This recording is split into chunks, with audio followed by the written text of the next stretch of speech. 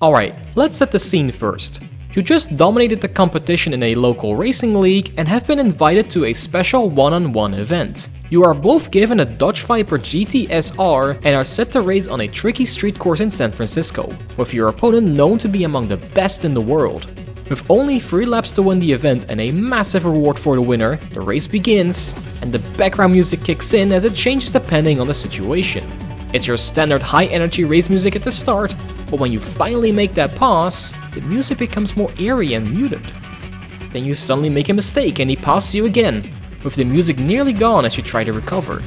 The final lap approaches, and as you enter it, the music becomes even more intense as you try to gain back the lead and hold on to it until the very end.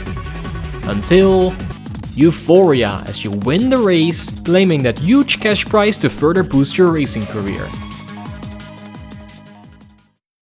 If that introduction managed to get you hooked on this video, and by extension the game I'll be talking about, it shouldn't be too surprising, as the arrival of the 7th console generation was a great opportunity for Codemasters to bring some big changes to their main racing game franchises. On one hand there was Colin McRae Rally, which is now known as the Dirt franchise, and on the other there was the TOCA racing game series, which was mainly based around a variety of touring car championships like the PTCC, DTM and V8 supercars. Both of these series had already existed since the late 90s, so there was a lot of history behind them, as well as having a combined total of more than 10 games released across both franchises. So with the next generation on the horizon, Codemasters had to make sure they could keep up with the competition, with their first entry being Colin McRae Dirt in 2007. This game was a big step forward in terms of graphics and completely changed the overall gameplay, which was met with favorable reviews, but that game will be something for another time. The TOCA Race Driver series would see a similar overhaul, where the latest game in that franchise would drop the TOCA name entirely to become Race Driver Grid, and just like the Colin McRae series, the gameplay would prove to be very different from its predecessors. This new game in this series was incredibly well received, as it had an average review score of 87 out of 100 for the PC version on Metacritic, and at the time of writing, just under 8 out of 10 for the user score. It is even listed as one of the best games of that year, being only beaten by games like Left 4 Dead 2 and Grand Theft Auto 4. But what did this game provide to allow it to get such a positive reception? And how does it still hold up today? Let's take a closer look at Race Driver Grid and see how good it still is 15 years later. But first, we must go back to the TOCA Race Driver series.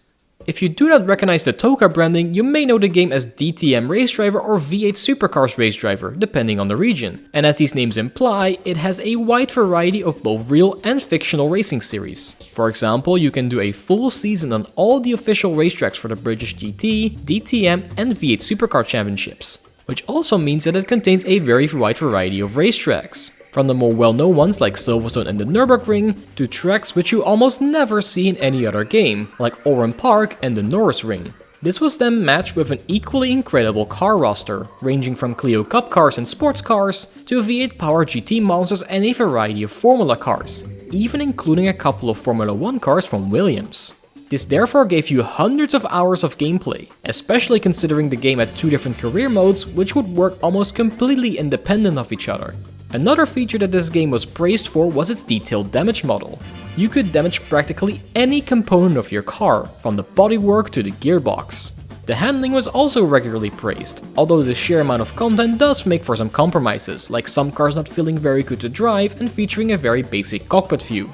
It made up for that by having a tuning system which allows you to change some of these handling characteristics, and some cars even had an upgrade system, which allows you to improve your car's performance or durability within a certain limit. This would allow TOCA Race Driver 3 to receive a very positive reception, obtaining an average score of 84 out of 100 on PC, in which the damage model and variation in content were, unsurprisingly, the main strong points of the game. So with that in mind, it might be strange to see that Race Driver Grid has less cars, less than half the tracks, no tuning and upgrade system, and no pit stops.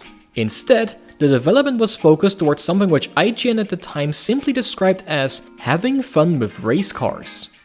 The main challenge here would be to make the game as accessible as possible while simultaneously increasing the overall depth of the game to make up for the reduced amount of content. And to start off, the game would be developed on the very first iteration of the Ego engine, which had been developed by Codemasters themselves and is still being used for every single main game that Codemasters develops to this day, including all of their Formula 1 games. One of the main focus areas for this first iteration was, quite unsurprisingly, the damage model, which allowed for things like bumpers to fall off cars and tire barriers to be destroyed and also stay that way throughout the entire race. This first game on the new engine will be available to everyone in May of 2008, when a demo was released of the game which allowed players to try racing and drifting, the latter being completely new to the franchise. And a month later, the full game will be released for PC, PlayStation 3 and Xbox 360. There was even an arcade cabinet of the game that will be released in 2010, which is something that I only knew about since I started working on this video and is something I would love to give a try once. As soon as you launch Grid and get to the start screen, you are greeted with its stylized 3-dimensional text, which is present all over the menus. This style is something which Codemasters would be known for around this time and is visually very pleasing, as well as the fact that you can slightly pan the camera around to really show off the fact that the text is indeed 3-dimensional. You can then try a single event with Race Day or dive straight into the career mode of this game called Grid World, where you will form your own team and try to reach the top spot in both driver and team rankings. The moment you start this mode, you immediately get thrown into the game's cover car, a Dodge Viper GTSR with that iconic black and grey Ravenwest livery, where the only objective is to simply finish a one-lap race around San Francisco, which serves as a very simple but also lackluster tutorial for the game.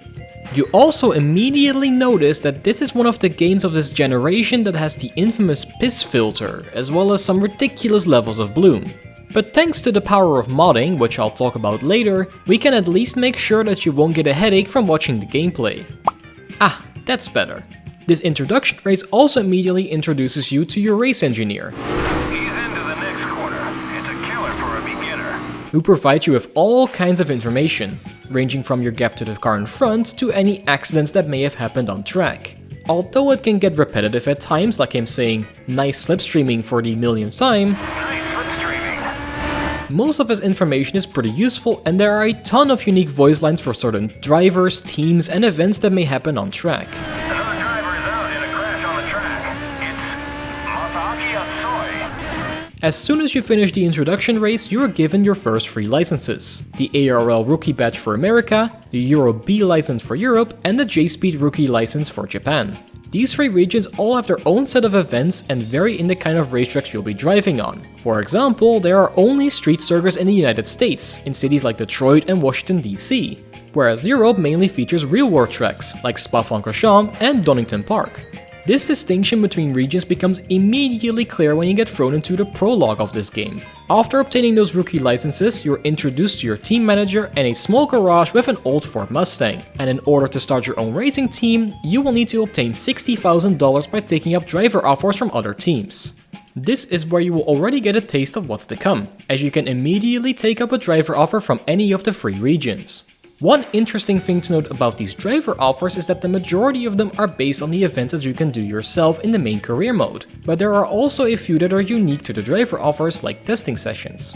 After obtaining the required amount of starting money, giving your team a name and choosing the livery, the event map will open up, where you will have immediate access to a championship in every region. Although the driver offers will still be a good way to make some quick cash, the event map is where you will be obtaining most of your reputation, which is what you will need to unlock new licenses and rise for the driver world rankings. There's also a ranking for teams, which is based on the amount of money acquired per season, which always spans 4 events and ends on the prestigious 24 hours of Le Mans.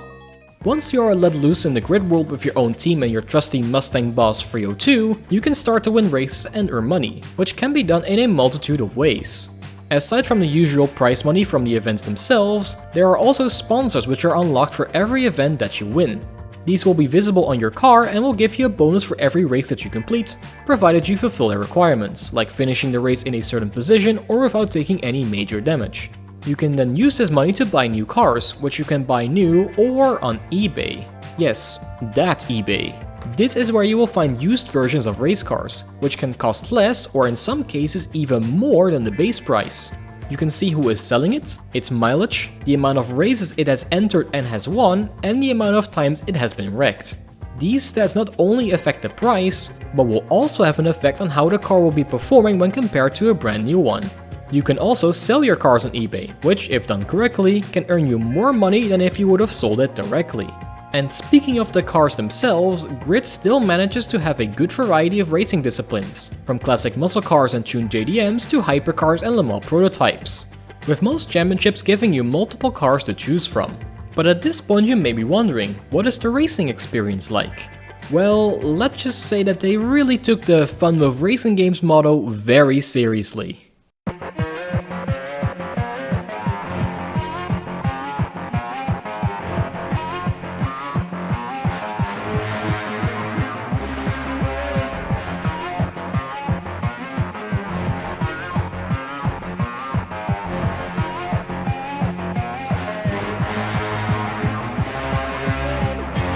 While TOCA Race Driver 3 was a somewhat serious and accessible racer with more simulation elements, Race Driver Grid is fast, flashy, and best of all, a ton of fun to drive. The cars all feel incredibly fast since they, well, accelerate very fast, which is then further boosted by the fact that these cars all have a very high grip limit, making it a lot more arcadey and forgiving than its predecessor. But make no mistake, you can still lose control of your car when you push it too hard, especially once you turn the assists off. But this is exactly what makes this game driving model so good. The game allows you to find the limits of grip while not making it too punishing when you exceed them. The cars themselves are also very different from each other when it comes to their handling. A Nissan Skyline will be very easy to control and will have no problem keeping its grip through the corners, whereas something like a Mazda 787B will require you to be a bit more controlled with the throttle, while simultaneously having to commit through the corners as much as possible thanks to the high amount of downforce. Then there is the aforementioned drift mode, which I can only describe as being incredibly satisfying. Not only can you chain seemingly endless drift chains together for massive scores, there are also clipping points around the track which give bonus points if you drift close enough to them. It also does not matter if you have the assist turned on or not. You'll be able to drift either way, but turning them off allows for more freedom in how you perform your drifts at the cost of having a bigger risk of spinning out. Although this can make the drifting a little bit too easy, especially when the assists are turned on, it does allow people at pretty much any skill level to enjoy the drifting events in Race Driver Grid. The driving experience is then further enhanced by the inclusion of a cockpit view, which can make these races feel even more intense than they already are. The interiors are also surprisingly detailed, with some cars even showing the driver physically moving his feet on the throttle and the inclusion of angle meters in drift cars. This is especially impressive given that this is still one of the only games in the entire franchise with a fully animated cockpit view. Using this cockpit view also gives you a pretty raw car sound, which is then complemented by some car sounds which are decent but not particularly amazing.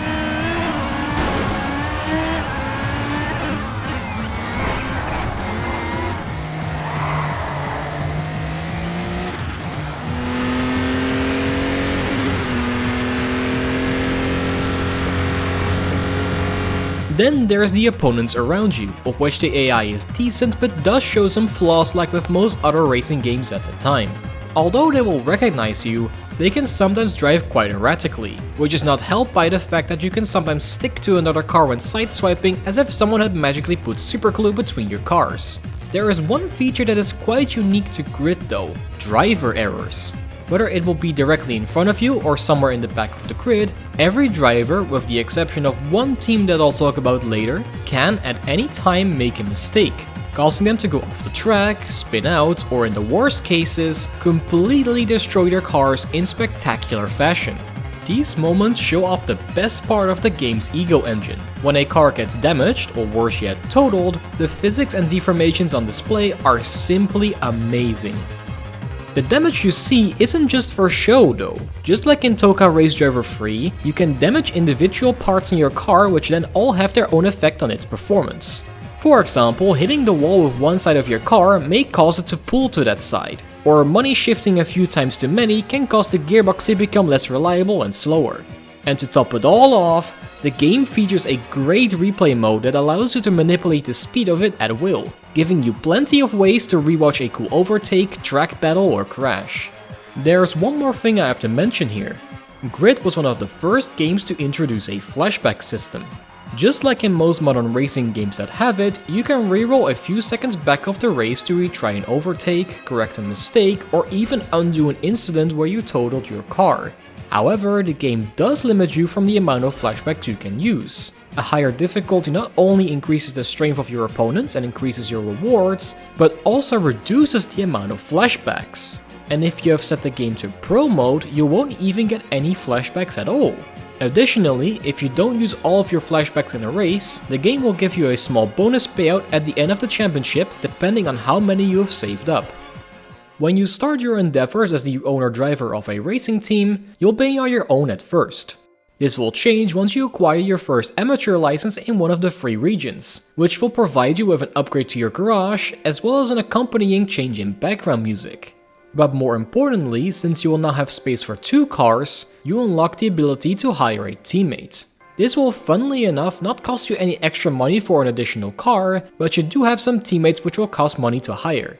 The teammate takes a percentage of the prize money that they win, but are fully eligible for sponsors and will allow you to win the team's championship too, which usually comes with a reward that's even higher than finishing in first place by yourself. These teammates all have their own set of stats, preferred event type and voice lines, which really adds another layer of depth to this game. There is just one problem though, their performance can be all over the place, especially with the starter drivers. Their low skill level makes them incredibly bad for most events, unless you send them to their specialty event type, where they suddenly become absolute demons on the road. Like especially if you see my teammate just having a massive speed boost over me. Just look at it, man. It takes like a half a second on the start alone. I swear this rubber band, man. It's just speed. As you progress through the career, you will get access to longer events with faster cars, as well as more lucrative sponsors, larger payouts, and better teammates. But when you complete all the events of a certain license, you will get access to a head-to-head race against the game's best racing team, Ravenwest. Not only are they notorious for being incredibly fast themselves, and an absolute menace if you encounter them in a normal event to the point where your race engineer says things like this: Ravenwest, just our luck. We should aim for third. They are also hard-coded to never have a random mistake during a race.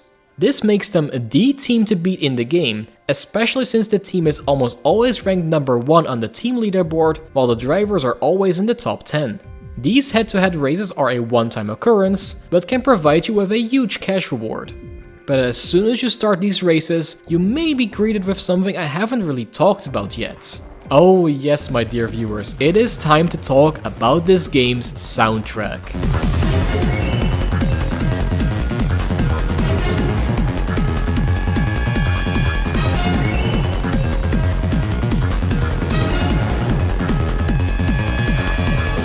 Initially, when you play Race Driver Grid for the first time, you may be disappointed by a complete lack of background music while racing. Considering its track racing peers don't have this either, it may not be too surprising, but it's still strange considering the arcadey nature of the game. However, on very special occasions, like with the introduction of this video, the game will present you with one of its 8 dynamic soundtracks to accompany your racing.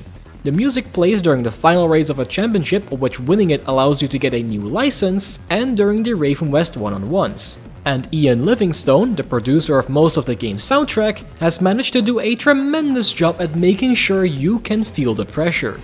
Oh, and did I mention that the soundtrack is also, dynamic? I have already shown this in the introduction and I've made a separate video showing this feature. And it's so amazing and fascinating that I could probably make a whole video just on the music of Grid alone. Let me know if you'd like to see that in the comments or on my Discord server. But in short, every song has multiple layers which change depending on your current situation in the race. For example, during the first few laps, a standard version of the song plays.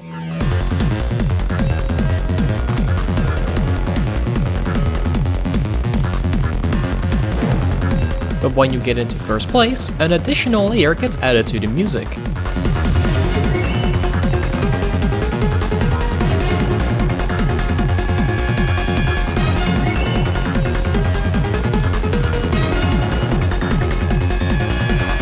It's absolutely amazing, and the rarity of this soundtrack really makes it all the more special. It also shows just how powerful dynamic music can be. as it can completely transform the feel of any game, and racing games are certainly no exception to this. These songs are then also remixed and reused for the replays that you see at the end of every race. Aside from this awesome dynamic soundtrack, there is also a song that plays during the final hours of the 24 Hours of Le Mans, as well as a few menu soundtracks, of which there are 3 variations depending on how far you are in the game's career mode at that time. Now, as you complete events in the grid world, you acquire more cash and reputation over time, the latter of which counts for both the region itself and an overall total amount. You can make your way through each individual region and unlock better licenses, which in turn grants you access to even bigger rewards and events with even faster cars, in which you can even replay events you've already completed. The tracks and opponent lineups can change if you want to replay a certain championship, which really adds to the replayability of this game mode, especially since your sponsors can still make sure you would get a decent reward from an otherwise small early game championship. The ultimate goal, however, which is initially not shown to you, is to obtain the global license, which requires a combined total of 1 million reputation points. As soon as you obtain it, you immediately unlock all other regional licenses that you did not have yet. This global series is where you will find the longest and most difficult events, with races spread across all 3 regions. They also provide you with the most amount of reputation and cash, and will really allow you to finally become the top driver with the best team, which is also announced by your team manager once you reach it. 4.3 million XP. But there is one event that does not appear on the grid world that I have already mentioned a few times, the 24 Hours of Le Mans. And just like its real life counterpart, it's a multi-class race where you will have to keep racing until the time runs out. It is also the only track in the game that has a full day and night cycle, but is in this case sped up to make the race only last for 12 minutes, which is probably for the better as the game doesn't have a pit stop mechanic. Winning the 24 Hours of Le Mans gives a massive amount of cash and global reputation, as well as some of the best sponsors in the game. However, even competing in lower classes is more than worth it, as it gives plenty of cash and reputation too if you win in your class. And since there are 4 different classes as well as driver offers in case you can't afford a car yet, you'll always have some variety when entering the event. Going back to the Global Racing League, it also has a Ravenwest one-on-one just like the regional events, which serves as the game's final race. And unlike every single other event in the game, it forces you to play on extreme difficulty, which is the highest one that you can normally select. You'll be racing in a Koenigsegg CCX and put up against Nathan McCain himself on the historic Le Mans track, that being the one without the chicanes. It can be quite difficult due to the CCX being difficult to control and the forced extreme difficulty, but you also have to keep in mind that this event gives you 15 million credits, which, if won, immediately catapults your team towards the top of the team leaderboards. And so, once you manage to win this final battle against Nathan McCain and listen to that sweet racing soundtrack for the final time, you get called the undisputed champion by your manager. You're untouchable. I knew you could do it. You're the undisputed champ. After which, the credits roll. No ending cutscene or special things, just a credit scene to cap it all off, which does seem like a bit of an anticlimax at first, but as soon as you are done looking at the credits, you may realize that you have immediate access to any grid world event, as you will have every single car unlocked for free. But that's not all. You will also unlock the Ninja difficulty, which is one step above Extreme and admittedly would have been really cool for a New Game Plus mode. But by far the best thing about finishing the game is that you unlock cheat codes. Yeah, remember those things from back in the day? You can unlock them early by doing one of those ancient game registration thingies, but you can also unlock them by winning the final event. These cheats allow you to become invincible, letting the game's AI race for you, unlocking all events if you didn't yet, and by far my favorites, the force field and speed boost power-ups. And, well, I'll just let the gameplay do the talking for these two.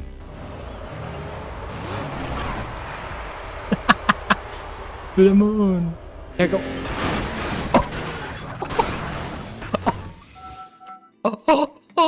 Once you're done with the grid world, you can simply make a single race with nearly all of the cars and tracks available. For example, you can set a race in LMP1s around Okutama's drift track. The game also had an online mode, which unfortunately had its servers shut down a while ago, although it's still available on community servers but has not been something that I have tested. The game also had 2 DLCs. the 8-Ball and Prestige packs, which were both made available a few years after the game's initial release. Both of them brought a bunch of cars to the game, and the Prestige pack added Bathurst to the game's track list. There was even a V8 supercar pack in the works which was supposed to be released together with Bathurst, but was never officially released, so it went in the 8-Ball pack instead. However, these cars are only normally available in the race day and multiplayer mode, so they are completely unavailable in the main career.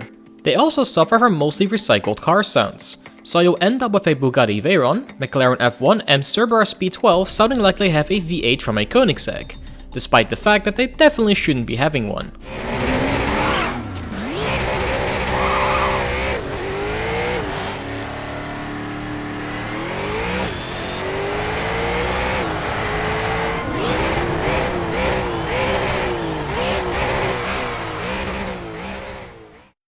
At this point you are probably still left with the question why your eyes aren't as yellow yet, as the footage lacks the piss filter that the game originally contains. This was done with the help of some reshade and a few graphical mods to make the game look, at least in my opinion, a lot better. But this is not the main mod I want to talk about, because there's actually a reason why some events still had that piss filter. I actually did my latest playthrough using the Grid Extra mod, which provides a big overhaul for the main campaign. Not only does it incorporate all of the DLC cars into the grid world, but it also completely changes the progression, with all the cars being significantly more expensive, and the reputation requirements increased, slowing down the progression and making you think a lot more about events which you're going to do and the cars you want to get. This is further enhanced by a whole range of new and changed events, from drifting an AE86 down Mount Aruna to re-adding the V8 supercars that I had mentioned earlier into an official event. This is then complemented by an incredible amount of new liveries, opponents and teammates to discover. So if you want Nico Hulkenberg, Kuro HS or Sergeant Cross from Need for Speed as your teammate, while simultaneously battling both of the McCain brothers from Ravenwest, this mod will let you do just that. There's even a brand new final event now that has an even bigger reward of 25 million credits. However, instead of driving at Le Mans, the creator of the mod Wojak PL made it a little bit harder, by instead letting you drive at Mount Panorama. And since you're in the same Koenigsegg that is already hard to drive, and the AI being locked to extreme difficulty, you can probably see where this is going.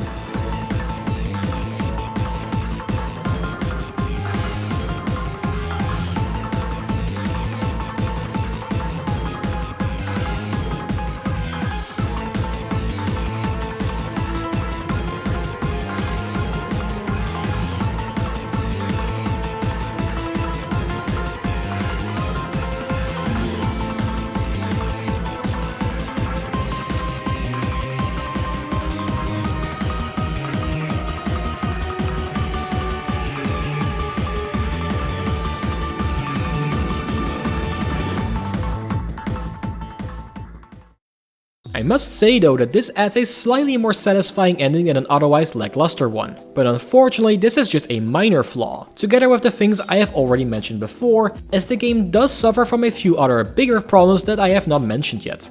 First of all, although the game's racing itself can be good, it does have some pretty obvious rubber banding. Even if you are incredibly fast, the AI will not let go and will always be a few seconds behind you.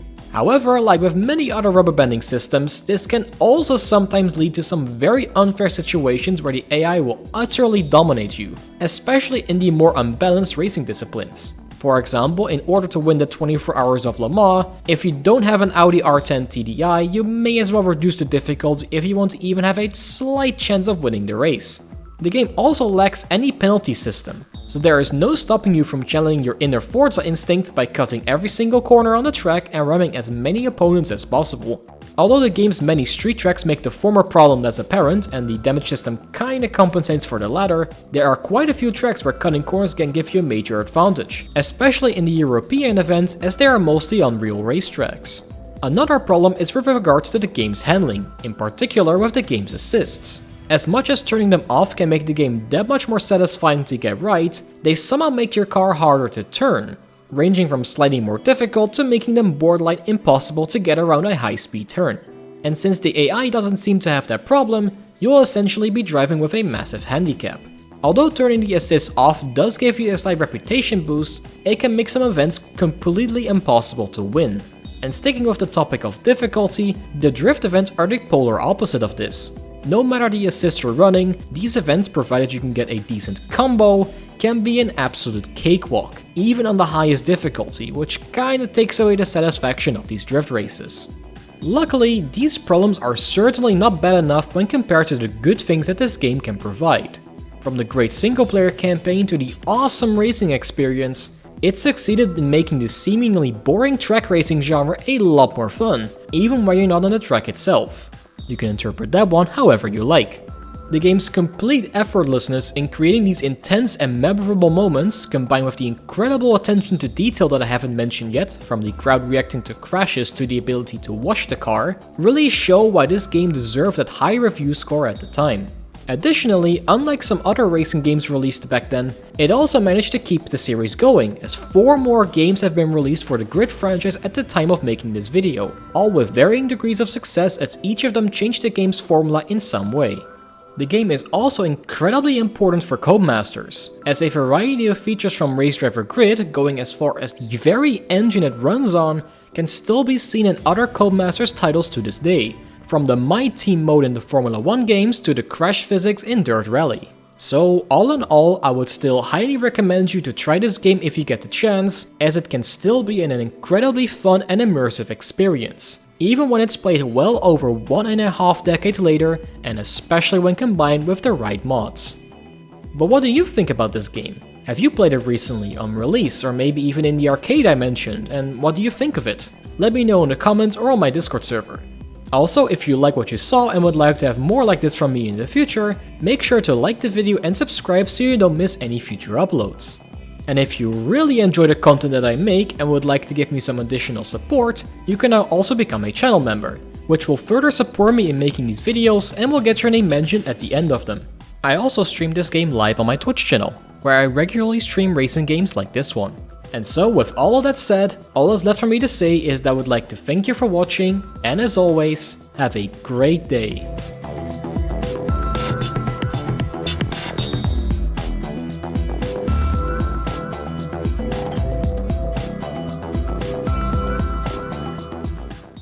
He became a Beyblade.